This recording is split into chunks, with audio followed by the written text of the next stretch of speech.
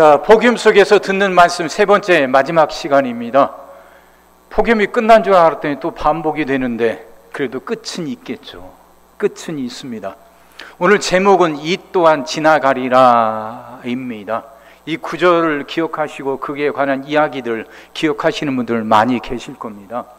다윗이요, 인생에서 많은 우여곡절을 겪었고 수많은 전쟁을 겪었던 그가 이제 그 반지를 만드는 이렇게 장인을 하나 불렀습니다. 그리고 명령을 내려요.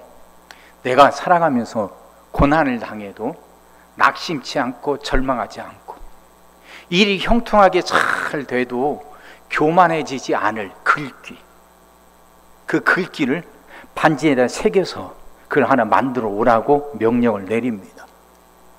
그 세공업자가 열심히 그 정성껏 반지를 예쁘게 잘 만들었습니다. 근데 도무지 글귀가 떠오르지 않는 거예요. 절망 속에서도 낙심하지 않고 형통함 속에서도 교만하지 않을 그 글귀가 뭐가 있을까? 아무리 생각해도 생각나지 않으니까 지혜롭다고 소문난 솔로몬을 찾아갔습니다. 자초지종 이야기했죠. 이 반지에다 어떤 글귀를 새겨야 되니까. 솔로몬이 씩 웃으면서 준 글귀가 바로 이겁니다. 이 또한 지나가리라. 그 반지의 글귀를 정성껏 새겨서 다윗 왕에 갖다 바쳤습니다. 다윗 왕이 만족하고 큰 상을 준 것은 물론이고 당연한 것이었습니다. 그래요. 이 또한 지나가리라. 우리가 고난 속에 있다 할지라도 고난은 곧 지나가고 맙니다. 고난이 왜 힘들고 어렵습니까? 언제 끝날지 모르기 때문 아닙니까? 영원히 계속된다 생각하니까 그게 힘들고 고통스러운 거 아닙니까? 근데 그것도 지나간단 말이에요. 끝이 있어요. 끝이 있다는 걸 아는 사람은 결코 절망하지 않죠.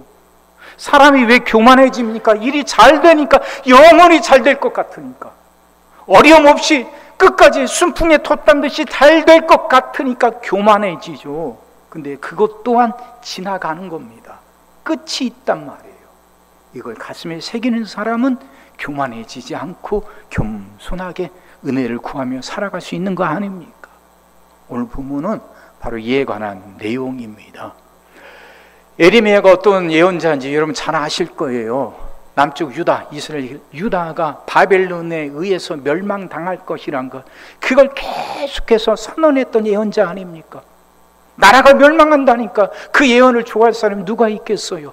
유다 백성들에게 매국노 배신자라고 손가락질을 받지만 그래도 끊임없이 외칩니다. 그게 하나님 뜻이니까. 근데 이 유다가 바벨론에 의해서 멸망당하지만, 그래서 포로로 끌려가 서럽게 살겠지만 그건 끝이 아니라는 거예요. 끝날 때가 있다는 겁니다. 그 기한이 70년이라는 거죠. 오늘 본문 11절 한번 보세요. 이 모든 땅이 폐허가 되어 놀랄 일이 될 것이며 이 민족들은 70년 동안 바벨론의 왕을 섬기리라. 포로 생활이 70년이라는 거예요. 12절 여호와의 말씀이니라. 70년이 끝나면 내가 바벨론의 왕과 그의 나라와 갈대아인의 땅을 그 죄악으로 말미암아 벌하여 영원히 폐허가 되게 하되, 유다를 무너뜨린 바벨론이 결국 멸망하게 될 거란 말이죠. 그래서 그 70년 포로생을 마치고 고향으로 돌아오게 될 거라는 말씀입니다. 이 말씀이요, 그 70년의 포로생활 끝나게 될 거라는 말씀이 에레미야서에 2번 나옵니다. 오늘 우리가 보는 25장에 있고 또 29장에도 있습니다. 29장 10절에요. 여호와께서 이와 같이 말씀하시니라. 바벨론에서 70년이 차면 내가 너희를 돌보고 나의 선한 말을 너희에게 성취하여 너희를 이곳으로 돌아오게 하리라. 그러죠. 70년이 차면. 그럼 왜 70년인가? 이스라엘을 먼저 괴롭혔던 큰 나라가 아수르 아닙니까? 아수르가 BC 612년에 바벨론에 의해서 멸망당합니다. 그리고 나서 그 바벨론의 느부갓네살 왕이 이제 왕으로 등극하면서요, 그가 굉장히 힘세고 강대한 왕이었습니다. 이게 유다를 쳐들어오는데요, 아수르가 멸망당하고 이게 바벨론이 신은 강자로 막 등장하니까 그 세력을 견제하려고 했던 왕이 있었습니다. 그게 바로 애굽의 바로입니다. 애굽의 바로 느고란 왕이 바벨론과 전쟁을 하려고 군사를 이끌고 쳐들어갑니다. 그게 BC 605년이에요. 갈그미스라는 곳에서 전투를 하는데, 그 갈그미스라는 곳이 그 바벨론이 위치한 그 메소포타미아 지방 아닙니까? 그리고 거기에 수메르 문명이 있는 곳이죠. 이 갈그미스라는 곳이 그 메소포타미아 지방으로 들어가는 관문과 같은 역할을 하는 곳입니다. 그곳에서 전쟁을 해요. 바벨론의 느부갓네살 왕하고 애굽의 바로 느고하고 전쟁을 해서 거기서 느부갓네살이 승리를 하죠. 바로 느고가 죽고 말아요. 그게 BC 605년이고, 이 바벨론의 느부갓네살 왕은 그 여세를 몰아서 이스라엘 유다에게 쳐들어옵니다. 그래서 유다에서 포로를 끌어가요. 그때 끌려갔던 포로 대표자가 바로 다니엘입니다. 다니엘과 세 친구들이 그때 포로로 끌려가죠. 그게 첫 번째 포로 끌려갔는데 BC 605년이에요. 그리고 나서 BC 598년에 그 느부갓네살이 또 한 번 와요.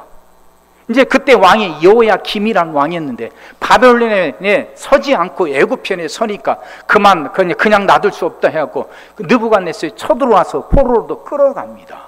그게 이제 598년이고, 그때 여호야김이란 왕이 죽고 그 아들 여호야긴이 왕이 됐는데 3개월 만에 포로로 끌려가죠.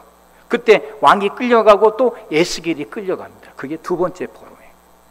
그리고 11년이 지나서 BC 587년에 마지막으로 이스라엘이 멸망당해요. 그때 시드기야가 왕으로 있었는데 완전히 멸망당하고 말죠. 예루살렘 성전이 불타버리고 성벽이 무너져요. 그렇게 3번에 걸쳐서 포로로 끌려갑니다. 그렇게 이스라엘을 괴롭혔던 바벨론이 결국 페르시아에 의해서 무너져요. 그때 페르시아 왕이 고레스라는 왕인데, 고레스가 바벨론을 무너뜨리고 나서 칙령을 발표합니다.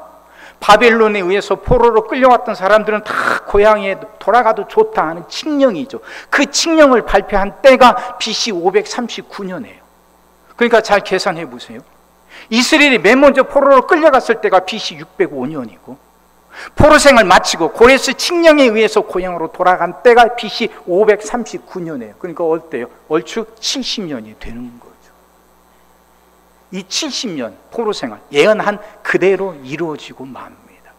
근데 여기서 봐야 될 건, 포로생활도 끝이 있다는 거예요. 나라 망하고 남의 나라 포로로 끌려가서 서럽게 사는 사람들, 그들 마음이 어떻겠어요? 고향으로 돌아갈 수 있을까? 우리는 언제까지 여기서 살아야 되나? 이대로 우리 인생이 끝나는 거 아닌가? 낙심하며 절망한 사람들 많을 거 아닙니까? 그들에게 지금 에레미야가 외치는 거예요. 포로 생활은 영원히 계속되는 거 아니다. 끝이 있다. 끝날 때가 있다. 70년일지라도 반드시 끝이 있다는 거죠.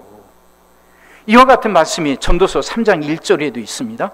범사에 기한이 있고 천하 만사가 다 때가 있나니. 그래요. 전도서 3장 1절, 범사에 기한이 있고 천하 만사가 다 때가 있나니. 그러죠. 사랑하는 성도 여러분, 범사에 기한이 있습니다. 기한이라고 하는 말은 히브리 말로 제만이란 단어예요. 그러니까 이것은 정해진 시간을 가리킵니다. 정해진 때가 있다는 거예요. 시간이 한도 끝도 없이 흘러갈 것 같지만 그것은 반드시 정해진 때, 끝날 때가 있다 하는 것입니다. 다윗 한번 보세요. 다윗이 사울에 의해서 쫓겨다닙니다. 한 군데 정착할 수가 없어요. 힘들어서 고향으로 도망갑니다. 그래도 고향 사람이니까 나를 지켜주겠지 웬걸. 사울이 두려운 고향 사람들은 다윗이 그 고향으로 온다는 소문을 듣자마자 사울에게 일러 바칩니다. 그래서 사울이 군사를 보내요. 타향을 떠돌며 도망살이하던 다윗이 고향으로 가까이 왔는데 사울이 군사를 보냈다는 소리를 듣고 고향에 들어가지도 못하고 다시 길을 돌려 또 다른 곳으로 도망갑니다. 다윗이 그렇게 살았어요. 그 도망 다니는 그 신세, 그게 얼마나 힘들고 어렵습니까? 영원히 계속될 것 같았지만 그것이 끝날 때가 있단 말이에요. 길보아 전투에서 사울이 블레셋과 전투하다 그곳에서 죽고 말잖아요. 다윗을 쫓던 사울이 죽었어요. 다윗은 더 이상 도망가지 않아도 됐단 말입니다. 기한이 있어요. 끝날 때가 있단 말입니다. 세상은 영원히 계속되는 게 아닙니다. 고난이 영원히 계속되는 거 아닙니다. 세상은 시간처럼 흘러가고 그래서 정해진 때가 있습니다. 고난은 반드시 끝날 때가 온단 말이에요. 소망을 갖고 열심히 준비하고 노력하는데 번번이 낙방할 때 얼마나 절망스럽습니까? 닫힌 문을 열어보겠다고 수도 없이 두드리고 두드리는데 두드리면 두드릴수록 문은 더 굳게 걸어 잠기는 것처럼 여겨질 때 얼마나 많습니까? 이 고난의 때가, 이 어려움의 때가 정말 끝날란가? 이 생각이 우리를 주저앉게 만들잖아요. 이 생각이 우리를 괴롭히잖아요. 내 성경은 분명히 말합니다. 아니다 하는 거예요. 끝이 있다는 거, 범사의 기한이 있다는 겁니다. 보로 끌려서 서럽게 살지만 보로 생을 마칠 때가 반드시 온다는 것입니다. 그러니 좌절하지 말고 절망하지 말라는 거죠. 이 또한 지나가리라. 끝이 있으니까. 그럼 그렇게 끝이 있는데 왜 고난은 계속, 왜 그렇게 끝이 있는 인생에서 왜 우리에게 그렇게 고난이 오는가? 고난이 왜 그렇게 우리를 힘들게 만들고 어렵게 만드는가? 잠언 16장 4절 5절에서 이렇게 말합니다. 여호와께서 온갖 것을 그 쓰임에 적당하게 지으셨나니 악인도 악한 날에 적당하게 하셨느니라. 무릇 마음이 교만한 자를 여호와께서 미워하시나니 피차 손을 잡을지라도 벌을 면하지 못하리라. 여호와께서 온갖 것을 그 쓰임에 적당하게 지으셨대요. 온갖 것을, 선한 것도 악한 것도, 내게 형통한 것도 내가 고난이 되는 것도 하나님이 적당하게 필요해서 만드셨다, 그 말씀입니다. 인생이 적절해야 복된 거 아닙니까? 좋은 곳이라도 과하면 좋게 여겨지지 않습니다. 사택에 한 그 위층에 하여튼 여자분이 계셔요. 이분이 연세도 좀 됐고 그런데 향수를 쓰는데 그게 찐하게 써요. 얼마나 독한지. 엘리베이터 안에서 같이 타면 막 숨이 막혀요. 근데 차를 보니까 뭐 이렇게 고급 외제차예요. 그리고 저를 몰라도 냄새 맡아도 이게 싸구려 향수는 아닌 것 같아요. 비싸고 좋은 것 같은데도 이게 적당해야지. 과하게 쓰니까요, 숨이 막혀요.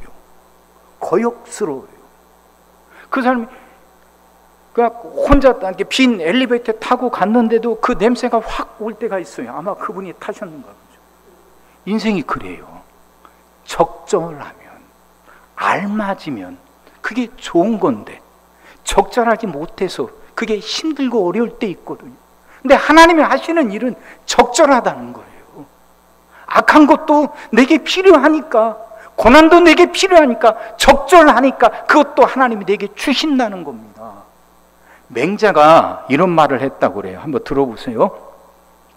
그러기에 하늘이 앞으로 큰 임무를 그 사람에게 맡기려 할 적에는 반드시 먼저 그 심지를 괴롭게 하며 그 근고를 수고롭게 하며 그 창자를 굶주리게 하며 그 몸을 공궁하게 하여 행하는 일마다 뜻대로 되지 않게 하니 이는 마음을 분반시키고 성정을 강인하게 하여 그 능력을 증가시키는 것이다. 그래요. 구구절절 옳지 않습니까? 하늘도 큰 일을 맡길 사람한텐 처음부터 좋은 걸 주지 않는데요. 처음에는 힘들고 어렵게 한답니다. 심지를, 마음을 괴롭게 하고 근걸, 육체를 공고하게 수고롭게 만든대요. 창자를 굶주리게, 가난 때문에 그리고 고통당하게 하고, 그렇게 또 뜻하는 일마다, 행하는 일마다 뜻대로 되지 않게 다 막는데요. 왜 그렇게 고난이 계속되는지. 하지만 그 고난 속에서 배우는 것이 있으니까. 그래서 때가 되면 그를 들어 쓰려고 하늘도 그렇게 고난을 준다는 말 아닙니까? 요셉을 생각해 보세요. 야곱을 생각해 보세요. 요셉 아버지 집에 있을 때 형제가 12이지만 혼자서 아버지 사랑을 다 독차지합니다. 그리고 형들이 잘못한 것을 다 아버지에게 고자질하던 사람이에요. 그 철부지가 요셉입니다. 근데 그 요셉이 애굽의 종으로 팔려가서 고난의 세월을 보내요. 억울하게 누명을 쓰고 감옥에 갇히기도 합니다. 근데 때가 돼서 그가 총리가 되고 그를 그렇게 팔아넘긴 형들이 왔을 때 요셉이 스스럼 없이 그들을 품어요. 그 모든 게 하나님께서 계획하신 일이라고 그 입으로 고백을 합니다. 그 철부지가, 형들을 고자질하게 바빴던 그 철부지가 자신을 팔아넘긴 원수 같은 형들을 품고 그 모든 것이 하나님의 뜻이라고 고백을 해요. 무엇이 요셉을 그렇게 만든 겁니까? 고난 아닙니까? 고난이요. 아는 사람 아무도 없는 곳에 노예로 팔려갔어요. 억울하게 누명을 쓰고 감옥에도 갇혀요. 그 고난만 생각하면 참 힘들고 어렵지만 그 고난이 요셉에게 필요했던 것이죠. 철부지가 신앙인으로 단련받기엔 그 고난이 필요했기에 하나님이 요셉에게 그 고난을 주신 것이죠. 근데 안타까운 건 우리는 고난을 당할 때 그 고난이 왜 오는지, 왜 하나님이 나를 이렇게 힘들게 하는지 순간순간 바로 깨닫는 것은 아닙니다. 그래서 고린도전서 13장 12절에서 이렇게 말합니다. 우리가 지금은 거울로 보는 것 같이 희미하나 그때는 얼굴과 얼굴을 대하여 볼 것이요 지금은 내가 부분적으로 하나 그때는 주께서 나를 아신 것 같이 내가 온전히 알리라. 그래요. 바울 때의 거울은 청동으로 만들었다 그랬죠? 닦아서 만들니까 희미하게 보입니다. 지금의 거울과 같지 않아요. 지금은 그렇게 희미해요. 지금은 하나님이 나 이렇게 힘들게 하시는지, 지금은 왜 이렇게 내 앞에 문을 굳게 닫아 걸어 잠그셨는지, 지금은 왜 내가 고난으로 힘들게 만들고, 지금은 왜 무한한 문제로 고통스럽게 하는지 지금은 알지 못해요. 하지만 그때가 있단 말이에요. 그때 거울을 통해서 보는 게 아니라 얼굴과 얼굴을 마주대며 보듯이 분명하게 보게 될 그날이, 왜 고난이 내게 필요했는지 그 이유를 분명하게 깨닫게 될 그날, 그때가 있다는 거죠. 그때가 있다는 걸 아는 사람은 지금 고난 속에 있다 할지라도 절망하겠어요? 포기하겠어요? 아니잖아요. 사랑하는 성도 여러분, 우리는 지금을 살아가지만, 우리는 이유를 알 수 없는 지금을 살아가지만 그 이유를 알 수 있는 그때가 있습니다. 그때가 반드시 오고야 맙니다. 그래서 하나님이 그때 나를 이렇게 힘들게 하셨고 그 어려움을 겪게 하셨구나, 하나님이 그 문제를 이렇게 바꾸셔서 이렇게 보게 되게 하셨구나 알게 될 그때가 있다는 것이죠. 그러면 절망할 이유 없잖아요. 그러면 포기할 이유가 없잖아요. 이걸 가슴에 품는 사람은 그래서 고난 속에서도 최선을 다해서 살아가게 됩니다. 최선을 다해서. 70년이라는 구절이 그 예레미야 29장에도 나온다고 말씀드렸잖아요. 예레미야 29장은 오늘 우리가 읽은 25장과 좀 배경이 조금 다릅니다. 29장은 이제 포로로 끌려간 사람들에게 예레미야가 편지로 보낸 거예요. 보낸 내용입니다. 포로로 끌려간 그곳에도 거짓 예언자들이 있었습니다. 하나냐를 대표로 하는 거짓 예언자. 그들이 포로로 끌려온 유대인들에게 말합니다. 이 포로 생활 결코 오래 가지 않는다. 1-2년 안에 끝나고 우리는 고향으로 돌아갈 거다. 그래요. 그러니 듣는 사람들 얼마나 좋겠어요. 야, 정말 끝나는가 보구나. 진짜 이 고생 끝나는가 보다. 그래서 막 들떠서 있습니다. 그 소문이 예레미야에게 들려요. 그래서 예레미야가 편지를 쓴 겁니다. 그래서 아까 봤던 29장 10절처럼 아니다, 포로 생활은 70년을 간다는 거예요. 70년은 금방 끝나는 게 아니고 오래 갈 수 있다는 거예요. 그러면서 하는 말이 29장 5절입니다. 너희는 집을 짓고 거기에 살며 텃밭을 만들고 그 열매를 먹으라. 1, 2년 안에 끝난다면 굳이 집을 지을 이유가 없지 않습니까? 1, 2년 안에 끝난다면 굳이 텃밭을 읽을 이유가 없잖아요.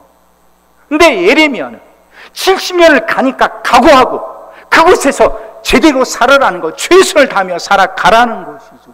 집을 짓고 텃밭을 갈구고 그 텃밭을 일구고 그 열매를 따 먹으며 살아가라는 거예요. 고난 속에 있다 할지라도 금방 벗어날 거 아니고 하나님은 언제 하실지는 모르지만 그때가 반드시 오니까 그때를 바라보며 지금 현재에서 최선을 다하라는 겁니다. 최선을 다하라는 거예요. 유대인들이 안식일에 드리는 기도가 있습니다. 자, 한번 들어보세요. 하루가 지나가고 한 해씩 사라지건만 저희는 기적들 사이를 시각장애인처럼 걸어갑니다. 저희의 눈을 볼 것들로 채우시고 저희의 마음을 알 것들로 채우소서. 당신의 현존이 마치 번갯불처럼 저희가 걸어가는 어둠을 비추는 순간들이 있게 하소서. 저희가 어디를 바라보든 떨기에 불이 붙었건만 불타서 없어지지 않는 것을 볼 수 있게 하소서. 그리하여 당신께서 빚으신 흙덩이인 저희들이 거룩함에 닿게 하소서. 놀람 가운데 이 얼마나 경외로 가득한 곳인가 외치게 하소서. 그렇게 기도한대요. 하루가 지나가고 1년이 지나갑니다. 우리는 그냥 지나가는 시간이지만 하나님이 그 시간 속에서 하시는 일들이 있거든요. 하나님 우리에게 베푸시는 은혜가 있고 하나님이 행하시는 기적들이 있거든요. 근데 그것들은 마음을 쏟아야만 볼 수 있어요. 마음을 쏟아야만. 금방 끝난다 생각하니까 좌절하고 절망하니까 고난 속에서 최선을 다하지 않습니다. 원망과 불평에 사로잡혀 시간을 허비합니다. 그런 사람 눈에는 보이지 않죠. 마치 시각장애인처럼. 매 순간순간마다 하나님의 은혜가 있건만 그걸 보지 못해요. 시각장애인처럼. 그래서 그걸 흘려보냅니다. 그래서 기도하는 거죠. 하나님, 우리 눈을 뜨게 하셔서 볼 것을 볼 수 있게 해달라고. 세상엔 눈에 보이는 현실만 있는 거 아니잖아요. 눈에 보이는 게 다가 아니거든요. 그 배후에 숨겨져 있는 더 중요한 것들이 있거든요. 그걸 볼 수 있게 해달라는 거예요. 대충 원망, 불만 이곳에 사로잡혀서 살아가는 사람들 눈에는 그게 안 보이죠. 근데 이제는 눈을 뜨게 하셔서 현실 속에서 최선을 다하며 살아가게 하셔서 정말 봐야 할 것을 볼 수 있게 해달라고. 우리 마음을 깨우쳐서 정말 알아야 할 것을 알 수 있게 해달라고 기도하는 겁니다. 하나님의 현존, 우리가 함께 하시는 하나님의 임재, 그 하나님이 우리와 함께 하시면 마치 번갯불처럼 번쩍여서 우리의 앞길을 볼 수 있게 해달라고 기도합니다. 안개 속을 지나가고 깜깜한 어묵길을 지나가다 보면 길이 안 보이니까 힘이 듭니다. 쉽게 낙심하게 되고 주저앉게 돼요. 근데 한순간이라도 번쩍하고 빛이 비치면 순간 우리는 그 길을 볼 수 있잖아요. 번쩍하는 순간만 있어도 그 길을 봐요. 그 길의 끝이 어딘지 보니까 절망하지 않아요. 24시간 계속해서 빛이 비춰져야만 하는 건 아닙니다.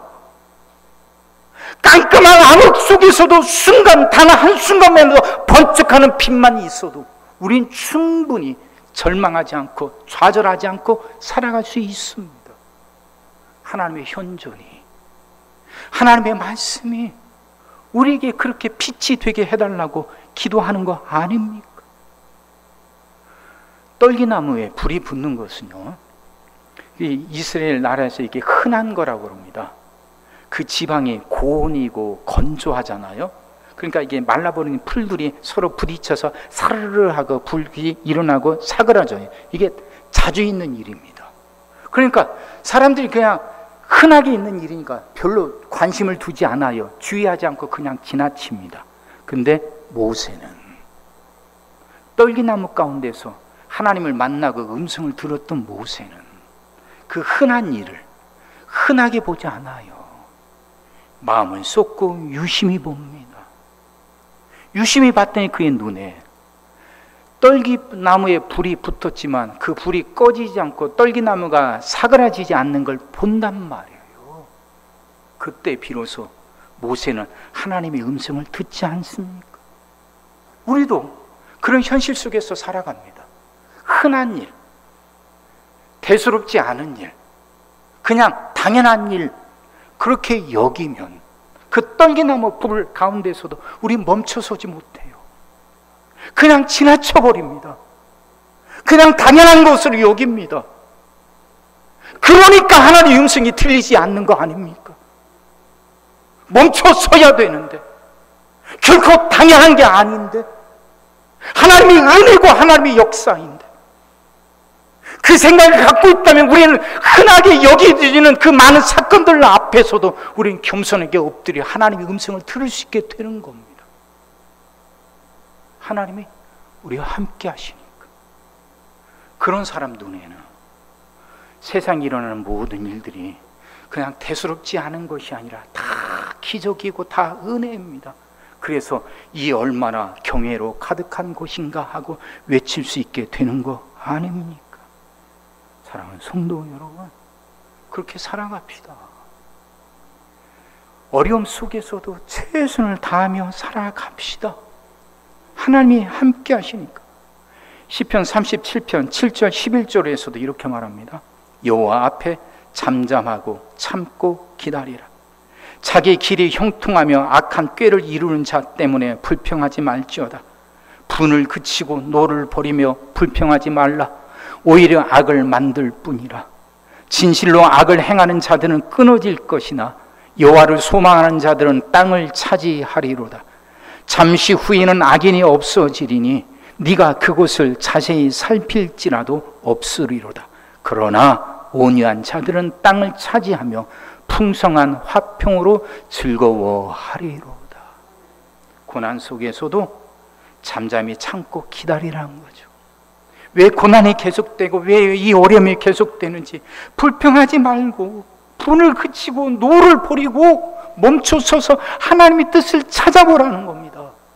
그러면 그 악한 자들은 결국 땅을 그들은 끊어질 거라는 거죠. 악인이 없어지리니 네가 그곳을 자세히 살필지라도 없으리라. 악인들, 우리를 괴롭게 하는 사람들 뿐만 아니라 우리를 괴롭히는 많은 상황과 환경을 말하는 겁니다. 영원히 계속될 것 같았던 그 상황, 그 환경이 끝날 날이 온다는 것이죠. 그러니 원망하지 말고 불평하지 말고 그 현실 속에서도 최선을 다하라는 겁니다. 사랑하는 성도 여러분, 그렇게 살아갑시다. 우리가 고난의 길을 걸어갈 때도 우리는 결코 혼자 걷지 않습니다. 우리가 함께 하시는 분이 계십니다. 창세기 28장 15절에서 하나님이 야곱에게 그렇게 말씀하시지 않습니까? 내가 너와 함께 있어. 네가 어디로 가든지 너를 지키며 너를 이끌어 이 땅으로 돌아오게 할지라. 내가 네게 허락한 것을 다 이루기까지 너를 떠나지 아니하리라 하신지라. 형도 속여보고 아버지도 속여봤어요. 족장이 되보려고. 몸부림 쳐봤지만 다 허사로 끝나고 맙니다. 집에서 쫓겨나 도망가요. 외삼촌 나반에게 가지마. 그 외삼촌이 받아줄 거란 보장도 없습니다. 또 외삼촌이 사는 집까지, 그것까지 가는 동안, 바단 아람까지 가는 동안 안전하게 갈 수 있을 거란 보장도 없습니다. 그렇게 터벅터벅 길을 나섰던 그가 베델이란 황무지 그곳에서 엎드려 잠을 잡니다. 밤이 되어도 그 찬이슬 마저 피할 곳조차 없습니다. 겨우 돌멩이 하나 골라서 돌베개 삼아 베고 잡니다. 돌베개. 돌베개란 단어 하나가 그 야곱의 상황이 어떠한지를 분명하게 잘 보여주고 있지 않습니까? 그랬던 야곱에게 하나님이 찾아오셔서 해주신 말씀이에요. 내가 너와 함께 있어. 하나님이 함께 하신다. 베델이라도 황무지라도 그 어떤 곳이라도 능히 견딜 수 있는 거 아닙니까? 그럼 우리도 승리할 수 있는 거 아닙니까? 이걸 믿는다면 우리도 고난 속에서 최선을 다하며 살아갈 수 있는 거 아닙니까? 말씀 준비하면서 찬양한 곡을 알았습니다. 혼자 걷지 않을 거예요. 이게 가사가 참 좋더라고요. 한번 들어보세요. 그대 폭풍 속을 걷고 있을 때, 비바람을 마주해야 할 때, 불빛조차 보이지 않아도 그대 혼자 걷지 않을 거예요. 두려움 앞에서 하늘을 보아요. 외로운 그대여 걱정 마요. 꿈꾸는 그 길을 또 걷고 걸어요. 그대 혼자 걷지 않을 거예요. 찬양하겠습니다.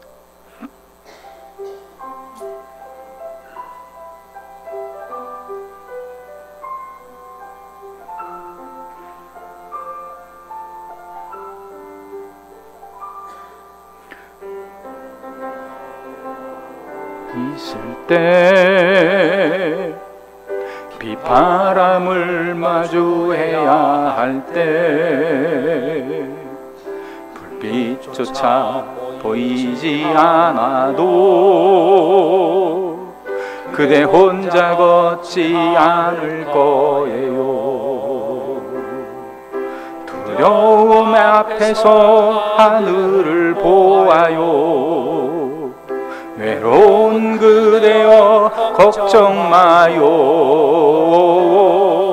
꿈꾸는 그 길을 또 걷고 걸어요.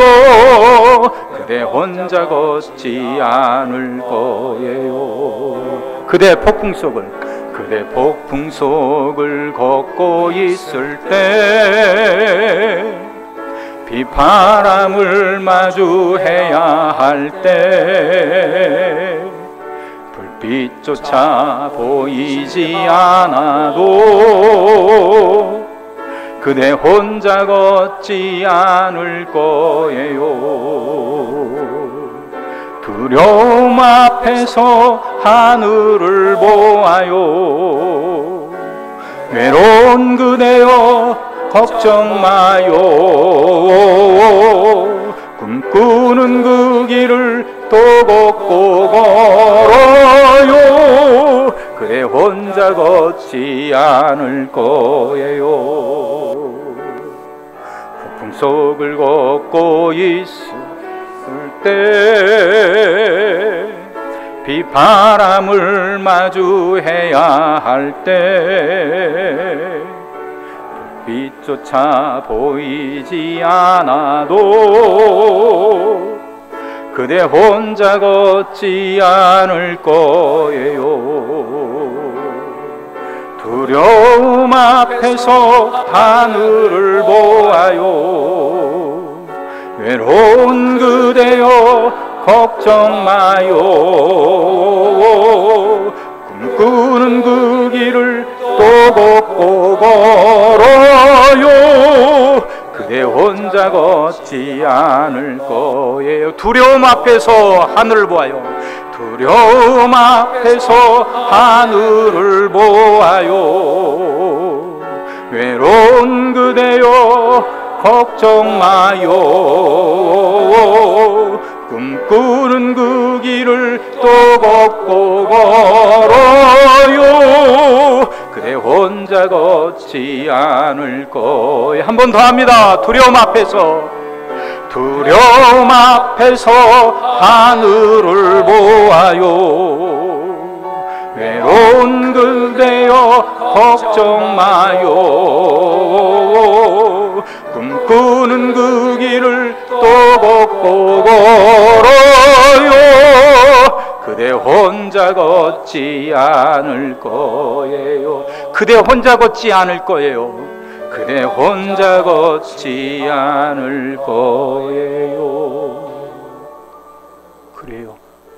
우리는 결코 혼자 걷지 않을 겁니다.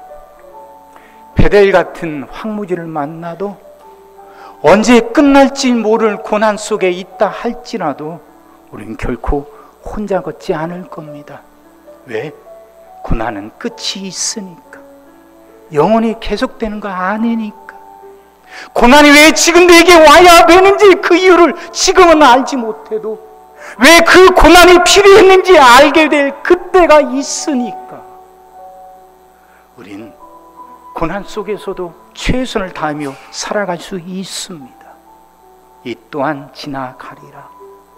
인생의 폭염 속에 있다고 여겨지거든 이 말씀을 가슴속에 새기십시오. 이 또한 지나가리라. 이 믿음으로 인생의 폭염을 이겨내고 수많은 고난을 이겨내고 하나님 주신 은혜로 승리하며 살아가는 여러분 다 되시기를 주의 이름으로 축원합니다. 기도하겠습니다. 주님, 말씀이 이해가 되게 하시고 깨달아지게 하시고 은혜가 되게 하여 주옵소서. 우리는 어떤 상황 속에서도 결코 혼자 걷지 않을 줄 믿습니다. 언제 끝날지 모를 것 같은 이 고난도 반드시 끝나게 될 것이고, 그래서 그 고난 속에서 우리는 연간마다 더 복된 삶으로, 더 복된 인생으로 살아갈 수 있게 됨을 믿습니다. 이 말씀이 성도들에게 위로가 되고 힘이 되게 하시사 모든 성도들이 복된 삶을 살아가게 하여 주시옵소서. 예수님의 이름으로 기도하옵나이다. 아멘.